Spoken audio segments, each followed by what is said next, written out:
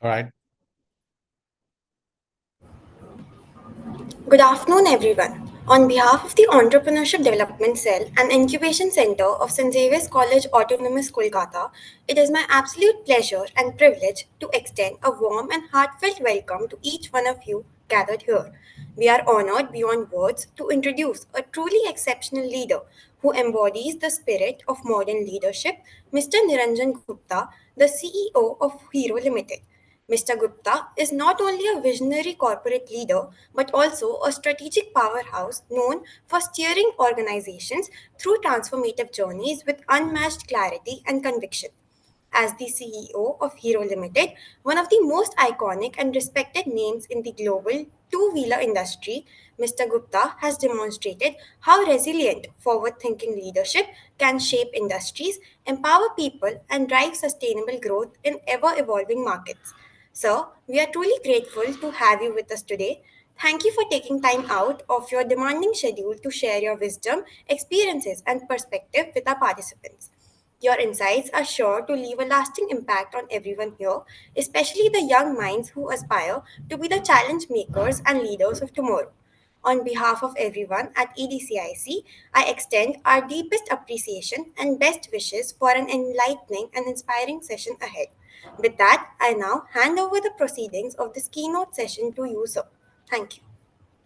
Thanks, Ria, for a very generous introduction. Just a couple of corrections. It's not Hero Limited, it's Hero Motocorp Limited. So that's a minor correction. And the other thing is that the reason I'm here is because I've studied from St. Xavier's College, Kolkata as well, which is 88 to 91 batch. And that's why I'm excited to be amongst you, to be talking and sharing part of my leadership journey. Look, as already said, that it feels very good to be around my alma mater, my the group, the college that I've studied from, and I'll try to pick up some elements from my own journey in terms of my lessons or the experiences, and I hope it will be useful to some of you, if not all of you. I was asked to speak on leadership in modern times. What I have done is that I've classified that into four A's, as we call it. One, I would say, is authentic. Second, I would say, is accessible.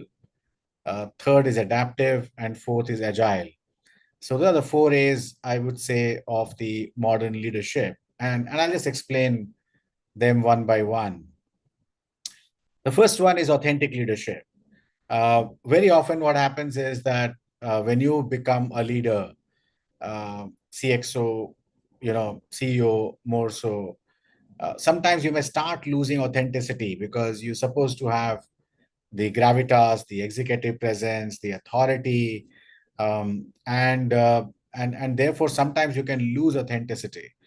But that is the most important element of leadership, not just a CXO. Today you guys are studying, tomorrow you will be entrepreneurs, you will be leading teams, leading businesses. Authenticity is so important because it allows you to touch people's hearts. And very simply speaking, while authenticity is a word that you will see in many books and many places, the way I look at it is authenticity means that there's no gap between what you are teaching and what you are preaching. So therefore, if you are saying something that, let's say, if you are saying that, look, please call spade a spade and be courageous, and speak what's on your mind, then you must practice that as well. So you should be doing it yourself, and you should be encouraging people. So people, when they speak truth, people when they speak their mind, they should be rewarded and not penalized. So it's a very important element, because you can always say that I'm authentic leader or be authentic, but just by saying that be authentic, nobody is going to be authentic. So you got to just practice it and inculcate that through behaviors. Because remember, the behaviors that are rewarded, those are the behaviors that get repeated. One of my colleagues used to say that.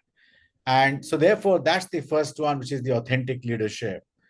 Uh, and it also means that your say do ratio, what you say and what you do, that is one. That means that there's no discrepancy between what you say and what you do. So that's authenticity for me.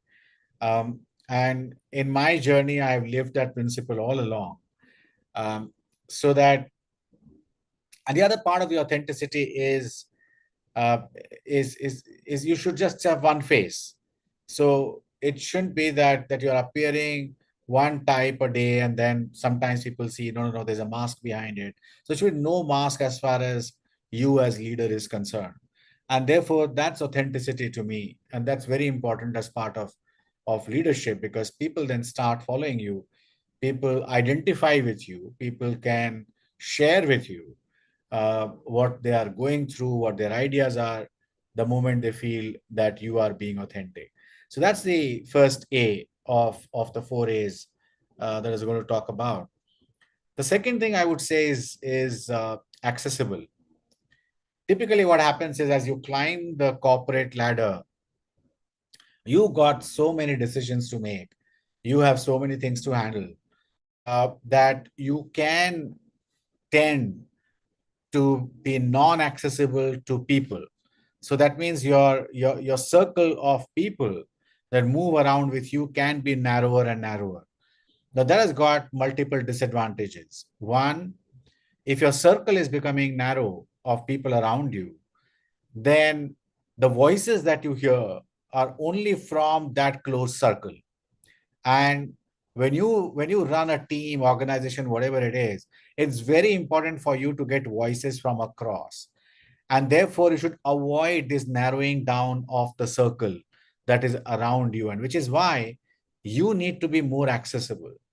Because one way is that, okay, fine, you can go out, you can visit teams, but that doesn't mean accessibility. That only means that you are visiting teams, you are giving speeches, you are having interaction.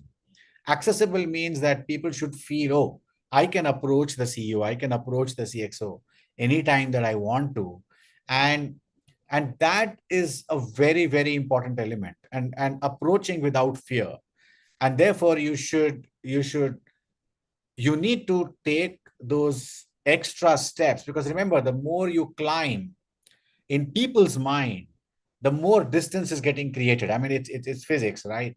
That there's somebody at this ladder, and if you keep climbing, the distance keeps on increasing. So you have to, in the behavior, in the way you come across, you have to bridge that gap. One, the leader has to bridge that gap so that people don't feel that there's a big gap between us and the leader.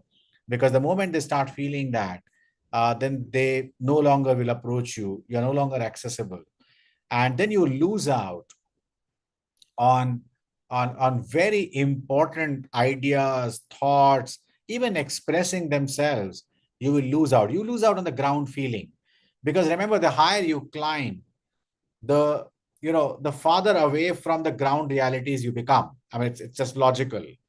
Now, therefore, to be rooted to the ground while flying high, it's important to have your eyes and ears to the ground, and you can only have that not by yourself, but through people who are there.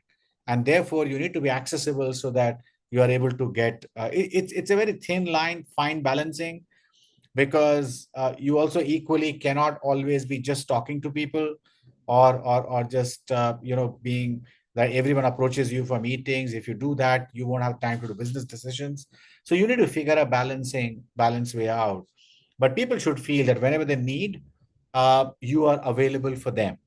One of the things, for instance, I did in my stint as a CEO, we created a platform called Direct to CEO platform, because we said physically it may not be possible for me to reach out to everyone. Now, that platform allowed people to give ideas, which would, in the platform, the internet comes directly to me as a CEO. So that then gives them that, okay, wherever they are able to share those ideas directly with the CEO without any layers, supervisory layers coming in between. So you have to use tools and technologies to make yourself accessible. So that's the second A. And that benefits business, benefits you, benefits everyone else. The employee engagement goes up. People feel involved in all the business decisions that you are taking. So in general, it creates a very energizing, enriching environment of operating. The third A, I would say, is adaptive leadership.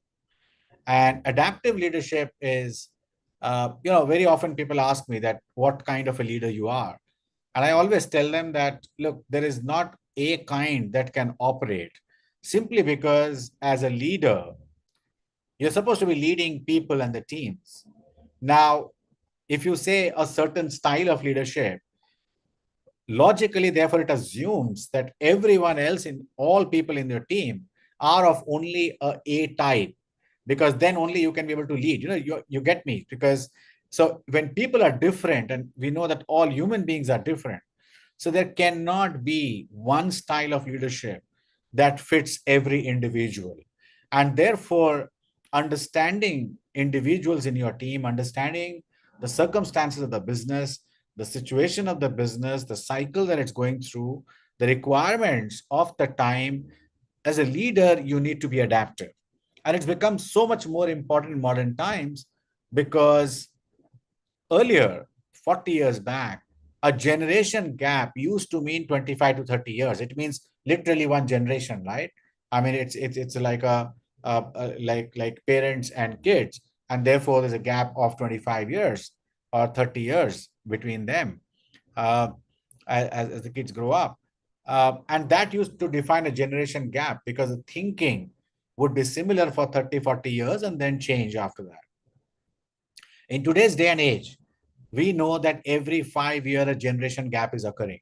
So somebody who's 30 today talks to somebody who's 25, they'll have very different points of view on life, on how they should balance, how they should move forward. And therefore there's a generation gap occurring every 5 years. Now imagine a leader having a team which is consisting of age group of 25 to 55. Now you therefore have almost like six generations effectively, because a 30 years gap divided by five operating within the organization. Now therefore one style of leadership can never suit all these generations. And therefore, you need to be cognizant of that. And therefore, that's what I mean by being adaptive in your leadership style. Depending on the audience that you're speaking to, depending on your objective, depending on who you're speaking to, you need to adapt your leadership style. And therefore, that to me is adaptive leadership. And that requires for the leader to continuously work on understanding people, understanding generations, understanding the modern times to be relevant with it. So the first three A's. The fourth A is agile leadership, and that is more in the context of business decisions. Uh, Today, what's happening is things are rapidly changing around us. I mean, we saw how pandemic changed entire business cycles, supply chains, all of that. We are seeing over the last 3 4 days what's happening with this Trump tariffs. In fact, today the stock market is crashed. There's a bloodbath across the D street.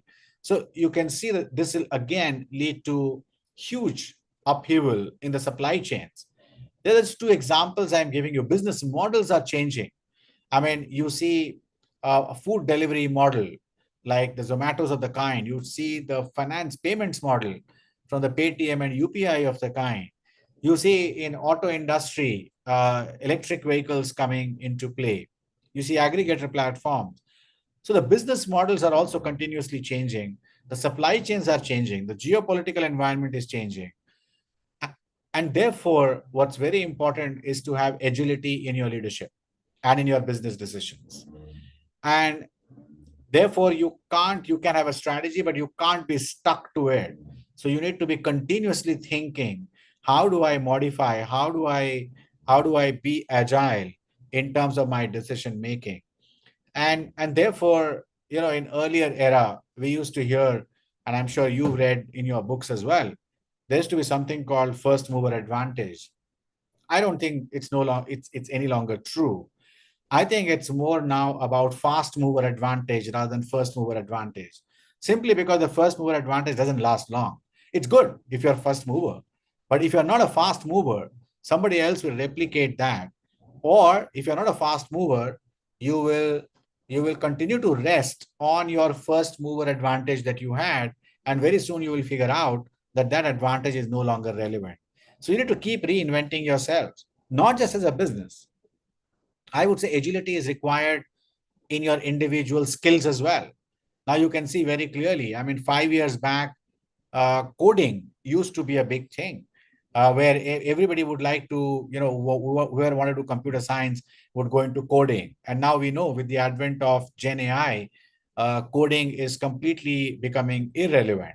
So we need to, as individuals as well, reinvent our skills and be agile. So you cannot just take a qualification or an education and say that this is it, those days are gone. You need to continuously learn and relearn as to what's happening in this changing world. So that to me is agility, which is required not just at the leadership level in business decisions, but it's also required by every individuals. It's required by you all who are listening to me. So therefore, I would say that those are the four A's, which is being authentic, um, accessible, adaptive, and agile. And those are the four A's of the leadership mantras that I would like to leave you with. Let me just open the floor for questions, any interactions on this, because I know we started a bit late, so running out of time. So I've kind of crashed this into a smaller capsule. But happy to take any questions. Back to you, Ria and team.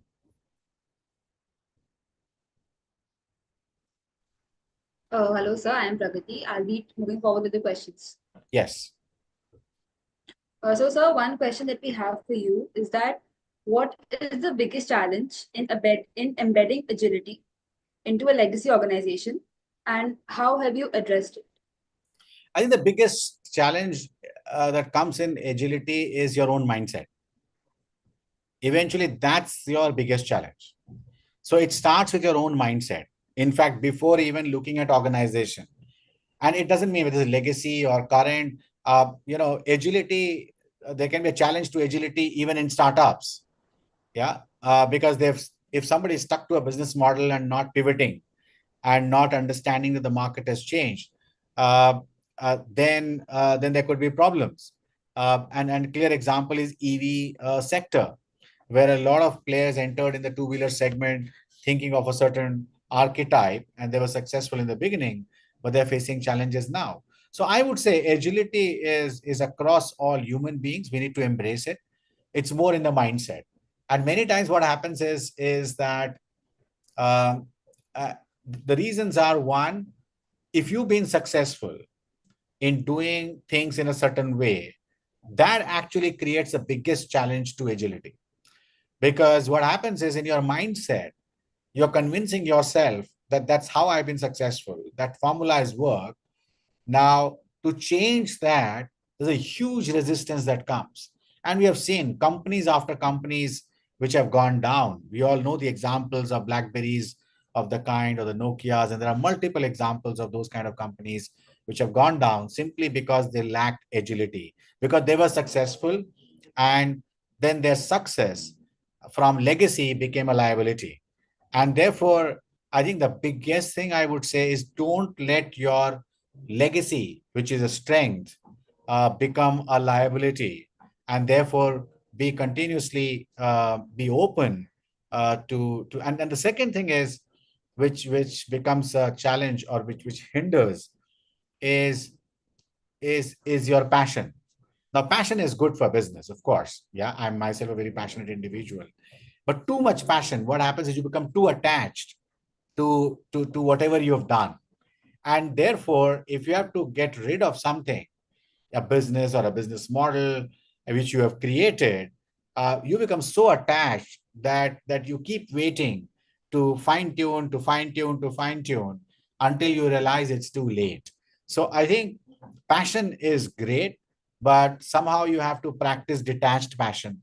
So somewhere And that's why in your team, you need to have people who are not yes people, who can continuously challenge your ideas. And therefore, they bring in that perspective. Because as an individual, you can be attached too much to what you have created.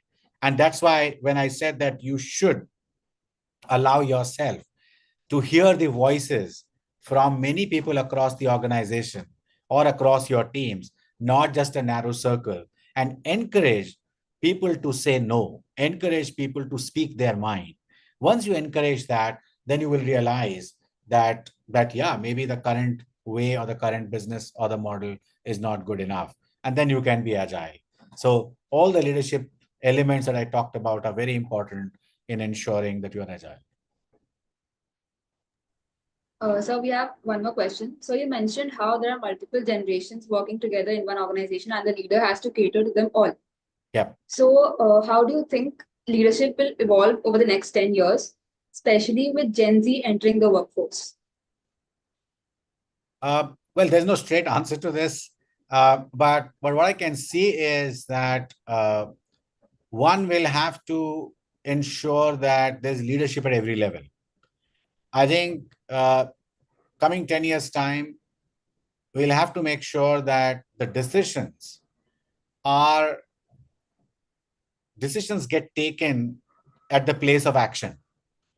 I think gone will be the days when you say that this is my execution layer and my decision layer is at the top or at the middle.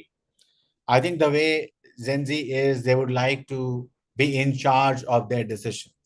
So I think the leadership will need to be comfortable with delegating or empowering the decisions down to the last level, junior level in the organization. Equally, I think a Gen Z will need to be more responsible as well, which is they need to be responsible for their actions. So I think it will evolve in terms of decision making. That's one big change that will happen. The second, I think, is again, we know there's a continuous debate around this number of working hours, and we have seen enough of that on Twitter, on various places.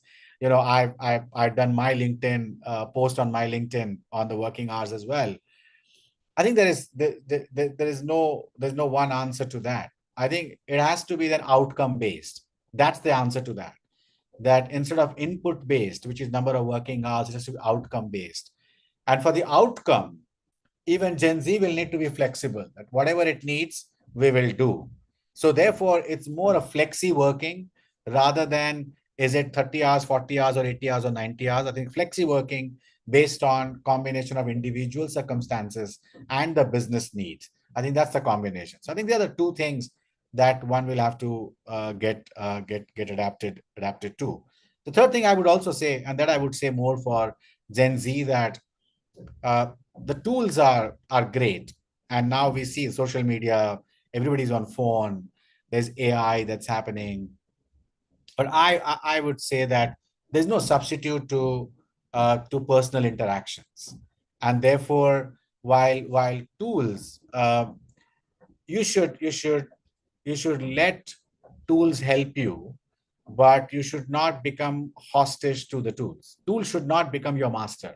And I think that's the fine line that all of us need to be cautious about. That how do you keep a balance between interacting virtually and interacting in person? I think there are three elements that will continuously evolve between the Gen Z and the organizations. So that was great advice considering we are all Gen Z people mostly over here. So you also mentioned that we should resort to fast mover advantage instead of first mover advantage. But that puts us at the risk of making rash decisions. So how can one avoid that? Absolutely, good point. So, see, there's a difference between taking risk and being reckless about a decision. So, and the third element is trying to be perfect. Now, there's no perfect world, as we have seen. And in trying to achieve that perfection in decision making, the market will move. Somebody else will take the decision and move forward with it. So you need to have a fine balancing where you maybe have 50%, 60% of the data that you have, and the rest is based on instincts. and the experience that the organization has. And that's why I'm saying fast moving, because fast moving, along with fast moving, to ensure you don't end up taking rash decisions, you need to be willing to course correct. So if you are a fast mover and course correcting on the go, then there is a chance that you are able to modify even if you've gone wrong. See, it's always better, probably, in that's my personal view, that a wrong decision taken is better than a right decision which is never taken. Yeah. Therefore you keep saying right decision, but you're not taking a decision. And if somebody else takes a decision and moves forward with it, then you are left hanging. And I think, to me, in this world where things are moving so fast, the biggest risk that a business probably has is not taking enough risks, because somebody else is taking the risk and then moving forward, and you are stuck with trying to get into a perfect world. So that is why I said fast mover advantage is the one, to move with speed, because everything is getting crashed down in terms of time cycles, and therefore we need to move with speed. And move with speed means we need to be able to have also develop much better business instincts, and that then ensures that uh, that that that your rashness of decision can be controlled, and the better sense of business can only be had if your eyes and ears are to the ground. And which goes back to what I said, that you need to have more voices, you need to be on the go, you need to be agile, and then you are able to pick up a lot of stuff and move forward. Plus the tools like Gen AI and all that are anyway making things much easier for you, much easier for us, and much faster for us. Thank you so much, sir. That was once again very insightful advice. Now I'll hand over the proceedings to Pradyum and we'll do the closing. Thank you. Yes, Ragini will do the closing. Ragini.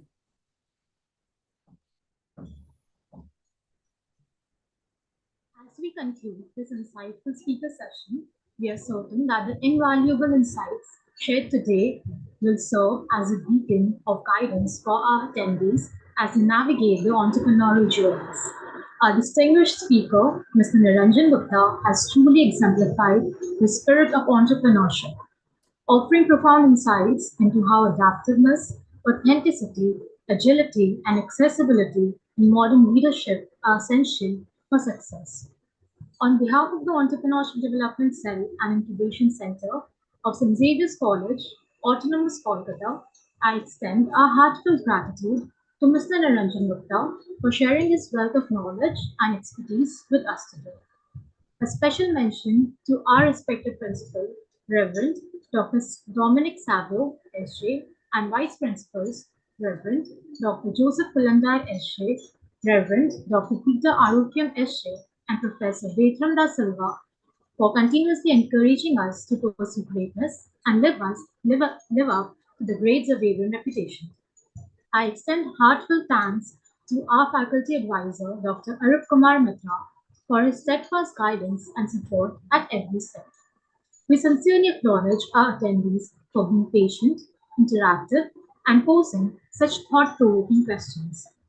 Last but not the least, I extend deep appreciation to the members of the Entrepreneurship Development Cell and Incubation Center for their dedication, timely execution, and unwavering support in organizing this event. The credit form will now be rolled out in the YouTube live chat. Attendees are requested to fill it immediately. Once again, thank you all for turning in with EDCIC. Have a pleasant day. Thank you, and thanks a lot. Thanks for having me. Thank you, sir. Thank you.